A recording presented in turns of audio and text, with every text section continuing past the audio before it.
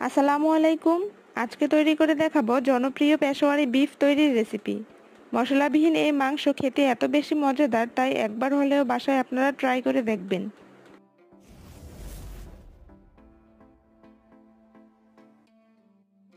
Peshawari beef রান্নার জন্য এখানে আমি 1 কেজি গরুর মাংস নিয়ে নিয়েছি, তবে আপনারা খাসির মাংস দিয়েও এটা রান্না করতে পারেন। মাংসের পিসগুলো একটু বড় সাইজের নিতে হবে, আর মাংসে অবশ্যই কিছুটা চর্বি রাখতে হবে, তাহলে রান্নাটা একেবারে পারফেক্ট হবে। রান্নার জন্য একটি প্যানে পরিষ্কার করে নেওয়া মাংসের টুকরোগুলো নিয়ে নিলাম। প্রথমে মাংসের উপর দিয়ে দিলাম 2 টেবিল চামচ ঘি।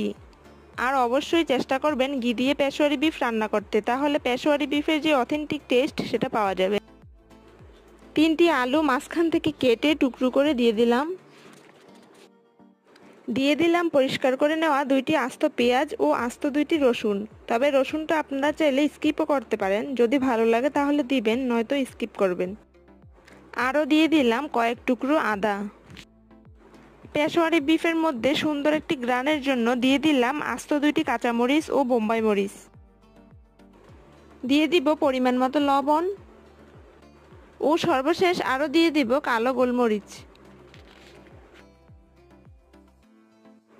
এবার এর মধ্যে দিয়ে দিব কিছুটা পরিমাণ পানি, তবে পানির পরিমাণটা এরকম দিতে হবে যেন এই পানি দিয়ে মাংসটা পুরোপুরি সিদ্ধ হয়ে যায়। মাংসটাকে চুলাতে বসানোর আগে আবারও দিয়ে দিলাম 2 টেবিল চামচ ঘি। এই তো সব ধরনের উপকরণ আমার ফাইনালি দেওয়া হয়ে গেছে। এখন এটাকে আমি রান্নার জন্য চুলাতে বসিয়ে দিব। ঢাকনার উপরে যে ছিদ্রটা রয়েছে সেটাও আমি বন্ধ করে দিয়েছি, এতে করে ভিতরের বাষ্প বাহিরে আসবে না আর মাংসটা তাড়াতাড়ি সেদ্ধ হয়ে যাবে। এই তো রান্নার 5 মিনিট পর ঢাকনাটাকে উঠিয়ে একবার দেখে নিব এবং একটি স্প্যাচুলা দিয়ে হালকাভাবে মাংসটাকে নেড়েচেড়ে দিব। তবে এই 5 মিনিট কিন্তু আমি চুলার হিটটাকে মিডিয়ামে রেখেছিলাম।